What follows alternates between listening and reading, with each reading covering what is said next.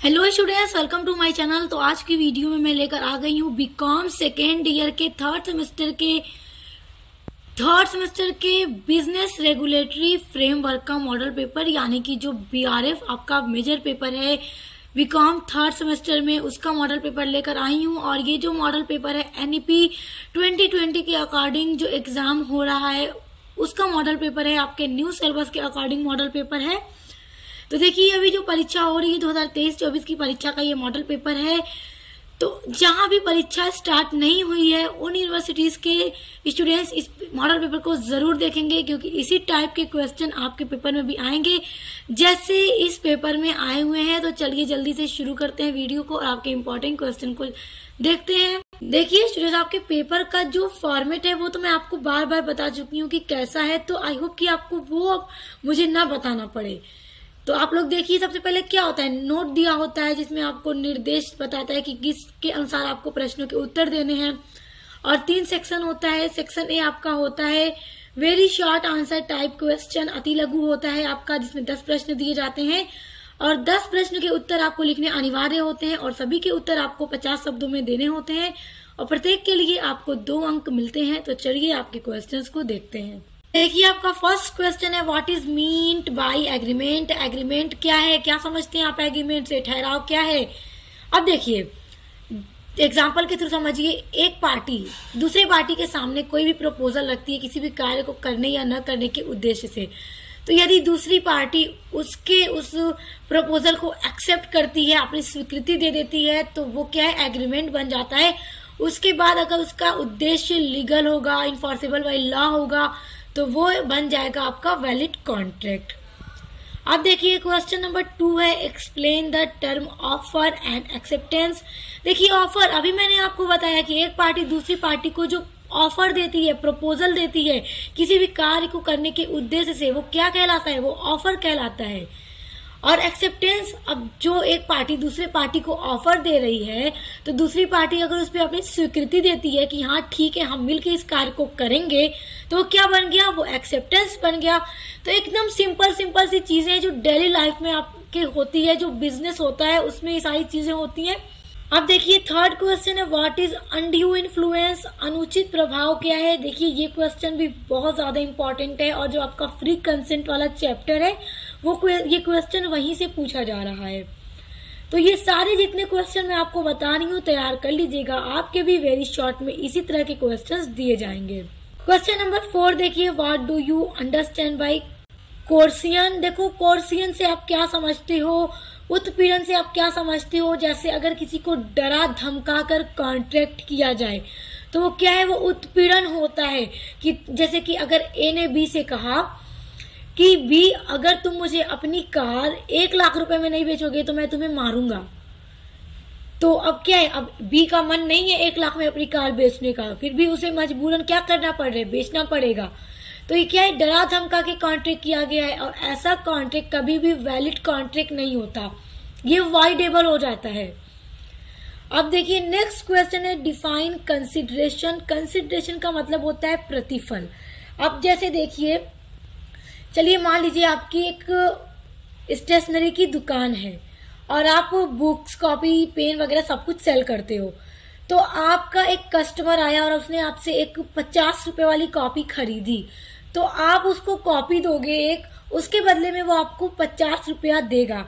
तो 50 रुपया आपका क्या है, आपका कंसिडरेशन है कि किसी को जो आप कार्य कर रहे हैं उसके बदले आपको उसका प्रतिफल मिल रहा है।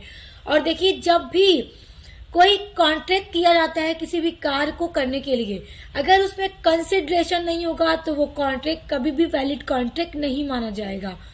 और यदि उसमें उस कॉन्ट्रैक्ट में जो कंसिडरेशन है वो लॉफुल नहीं होगा तो भी वो वैलिड कॉन्ट्रैक्ट नहीं होगा। अब जैसे मान लीजिए, फॉर एग्जांपल मैं आपको बताती हूँ, वैसे आप लोगों ने पढ़ा होगा, आपका सिलेबस में सारी चीजें हैं। तो जैसे देखिए, अगर आपका दोस्त आपसे कहे कि तुम मुझे अपनी कार दे दो, इसके बदले में मैं तुम्हें 4 तारे तोड़ कर लाऊंगा, तो अब बताइए क्या कह रहा है कि तुम मुझे अपनी कार दे दो, इसके बदले में तुम्हें 4 तारे लेकर आऊंगा। ये कैसा कंसिडरेशन है, ये रियल नहीं हो सकता, ऐसा कभी नहीं हो सकता। कोई 4 तारे तोड़कर किसी के लिए नहीं ला सकता। तो क्या है कि आप अपनी कार दोगे, उसके बदले आपको क्या मिल रहा है, एक ऐसा कंसिडरेशन जो असंभव है, जो नहीं हो सकता। और यदि आपका दोस्त कहे अपनी कार मुझे बेच दो 1 लाख रुपए में, उसके बदले मैं तुम्हें 1 लाख रुपए दूंगा, तो ये क्या है, कंसिडरेशन है, उस पर आप सहमत हो गए, तो आपने कार दिया, आपको मिला पैसे, रुपए मिले आपको। तो ये होता है आपका कंसिडरेशन कि किसी कार को करने के बदले में भी आपको कुछ उसका फल मिल। Your next question is what is pledge. देखो प्लेज क्या होता है, प्लेज होता है गिरवी, और ये टॉपिक बहुत इंपॉर्टेंट है।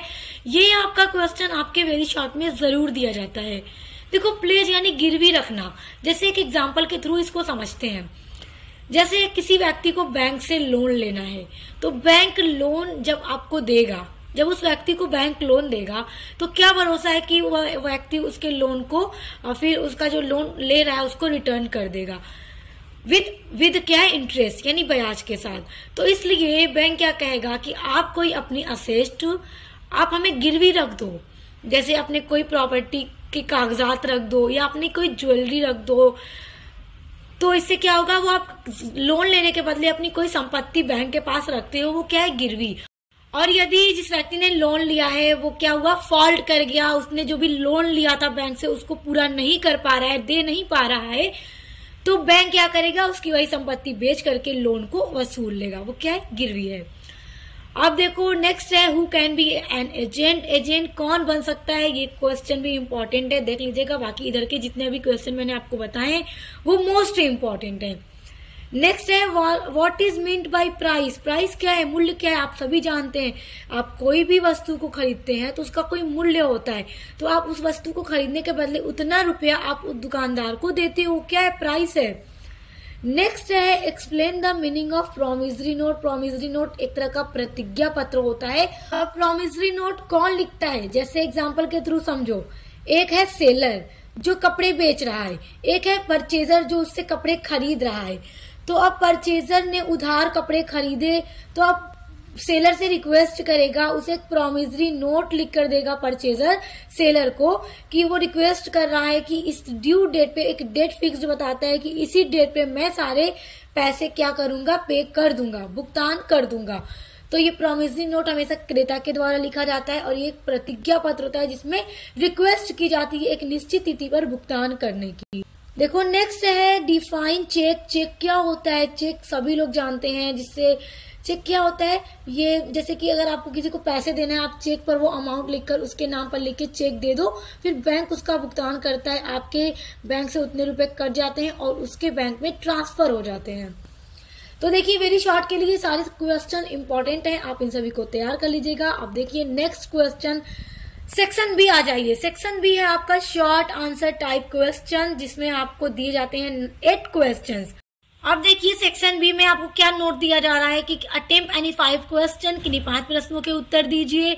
Give answer of each question, प्रत्येक क्वेश्चन का आंसर दीजिए इन अबाउट 200 वर्ड्स, 200 शब्दों में, और प्रत्येक क्वेश्चन पर आपको 7 मार्क्स मिलेंगे। तो चलिए देखते हैं आपके इंपॉर्टेंट क्वेश्चन जो सेक्शन बी के बताऊंगी, उसी टाइप के क्वेश्चन आएंगे आपके भी सेक्शन बी में। तो बड़े ध्यान से देखिएगा। देखिए क्वेश्चन नंबर 2 होगा ये आपके पेपर का, what do you understand by capacity to contract. देखिए बड़ा इंपॉर्टेंट क्वेश्चन है, कैपेसिटी टू कॉन्ट्रैक्ट, ये क्वेश्चन आपके पेपर में जरूर आएगा। अब नेक्स्ट क्वेश्चन देखिए, what is the difference between fraud and misrepresentation. देखिए फ्रॉड एंड मिस रिप्रेजेंटेशन के बीच में क्या डिफरेंस है, इसको तैयार कर लीजिएगा। और ये जो आपका टॉपिक है ना, ये आपका फ्री कंसेंट वाला जो चैप्टर है वहां से है। अब देखो नेक्स्ट क्वेश्चन है, बहुत इंपॉर्टेंट क्वेश्चन है, बड़े ध्यान से देखिएगा। What is expressly void declare agreement, यानी कि इंडियन कॉन्ट्रैक्ट एक्ट के थ्रू ऐसे कौन से एग्रीमेंट है जिनको पूरी तरह से वॉइड डिक्लेयर कर दिया गया है। तो आप इसको जरूर तैयार कीजिएगा। देखिए सबसे इंपॉर्टेंट अगर मैं आपको बता दूं कि अगर कोई माइनर के साथ आप एग्रीमेंट करते हो तो वो आपका क्या है, पूरी तरह से वाइड है। इसको इंडियन कॉन्ट्रैक्ट एक्ट ने क्या किया है, एकदम पूरी तरह से वाइड कर दिया है। तो आप इसको बड़े अच्छे से तैयार कर लीजिएगा, जितने भी इसमें हैं जिनको वाइड डिक्लेयर कर दिया गया है तैयार कर लीजिएगा। नेक्स्ट है what is difference between a contract of indemnity and guarantee. देखो इंडेमनिटी एंड गारंटी के बीच में डिफरेंस जरूर पूछता है, तो ये भी बड़ा इंपॉर्टेंट क्वेश्चन है, तो इसको भी तैयार कर लीजिएगा। नेक्स्ट है एक्सप्लेन कैविएट एम्प्टर। देखो कैविएट एम्प्टर का क्या मतलब है, क्रेता की सावधानी को समझाइए। यानी कि क्रेता जो खरीद रहा है, खरीदार को सावधान रहना चाहिए। यानी कि एग्जाम्पल के थ्रू समझिए, आप गए किसी दुकान पर अपने लिए बैग खरीदने, स्कूल का बैग, कॉलेज का बैग, तो आपको चाहिए कि आप बैग को खरीदने से पहले उसके जिप को, पूरे बैग को अच्छे से चेक कर लो। अगर आपने चेक करके नहीं लिया, बस लेकर चले आए और घर आके देखा इसमें खराबी है, तो यहाँ पे किसकी गलती है, सेलर की या परचेजर की? परचेजर की गलती है, क्योंकि जो देखो जो सेल्स एक्ट है उसके द्वारा ये बता दिया गया है, ये सिद्धांत है कि क्रेता को खरीदते टाइम खुद ही सावधान रहना चाहिए, चीजों को देखकर खरीदे, क्योंकि यदि उसमें अगर खराबी निकल गई तो उसका जिम्मेदार परचेजर खुद होगा, सेलर नहीं होगा। लेकिन कुछ परिस्थितियों में सेलर जिम्मेदार हो जाता है। यदि कब? जब क्रेता ने अपने किसी भी सामान को खरीदने का उद्देश्य पूरी तरह से विक्रेता को बता दिया है कि ये चीज मैं इसी काम के लिए खरीद रहा हूं, तो विक्रेता को अब चाहिए कि वो उसी के अकॉर्डिंग उसको चीज दे। और यदि क्रेता जाते ही पहले से ही कह दे कि देखिए हमें फ्रिज लेना है, फ्रिज इलेक्ट्रॉनिक दुकान पे गए, बोले हमें फ्रिज लेना है, अब जो फ्रिज सबसे अच्छी हो, आप बेचने वाले हैं, आपको पता है, वही फ्रिज हमें दे दीजिए। तो अब यहाँ पे अगर वो फ्रिज खराब निकल गई तो किसकी जिम्मेदारी है? सेलर की, क्योंकि सेलर को परचेजर ने बता दिया था कि हमें जो फ्रिज अच्छी है वही दीजिए। यहाँ पे बात पैसों की नहीं होती कि वो महंगी हो या सस्ती हो, यहाँ पे बस बात इसकी होती है कि जिम्मेदारी किसकी होगी, कब किसकी होगी। तो कैविएट एम्पटर का मेन मतलब यही होता है कि खरीदने वाले को ही सावधान रहना चाहिए, चौकन्ना होकर चीजों को खरीदना चाहिए। तो ये सिद्धांत आप तैयार कर लीजिएगा, बहुत इंपॉर्टेंट है। अब देखिए क्वेश्चन नंबर 7 है, distinguish between sale and agreement to sale. देखिए sale and agreement to sale के बीच में डिफरेंस बहुत इंपॉर्टेंट है।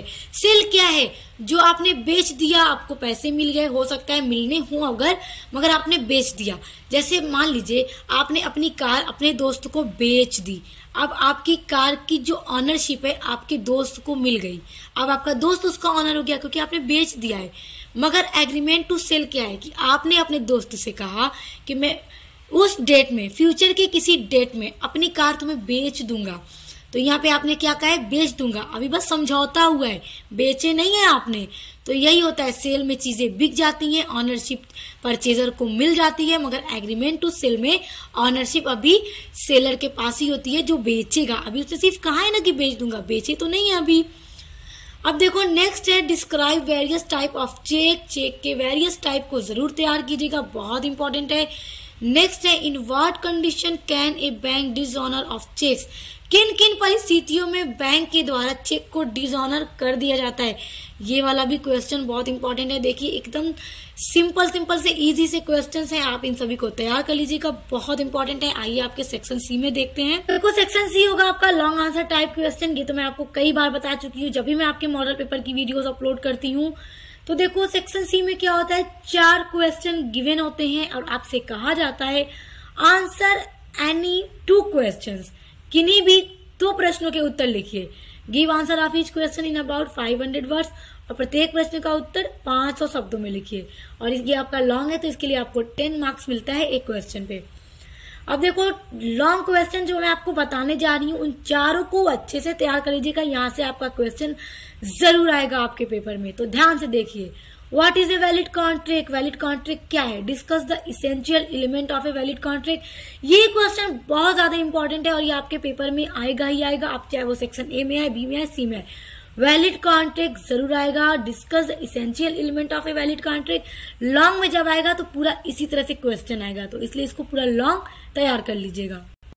11 क्वेश्चन देखिए, define bailment and state its essentials, also explain the rights and duties of a Bailey.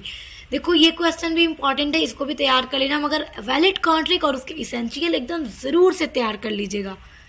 Next देखिए, what is meant by unpaid seller, what are his rights in respect to good sold by him.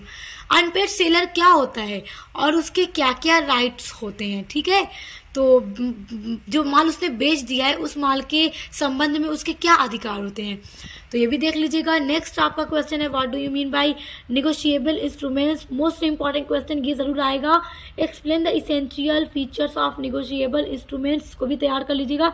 देखिए जितने भी question आज के model paper के बताए हैं सभी तैयार कर लीजिएगा। ये क्वेश्चन पूछे गए हैं और आपसे भी पूछे जाएंगे, इसे तैयार कर लीजिएगा। और ये पेपर 2023-24 की ही परीक्षा का है, तो जहाँ अभी नहीं हुआ है तैयार कर लेंगे इसको। और आपका जो कॉस्ट अकाउंटिंग और कंपनी लॉ है आपके थर्ड सेमेस्टर बीकॉम में, तो उसका जो 2023-24 का मॉडल पेपर है एग्जाम का, वो भी मैंने अपलोड कर दिया है। तो दोनों का लिंक मैं आपको इसी वीडियो के डिस्क्रिप्शन बॉक्स में दे दूंगी, तो आप लोग तैयार कर लीजिएगा। तो अच्छे से एग्जाम की तैयारी कीजिए। Best of luck. अब मिलते हैं नेक्स्ट वीडियो के साथ।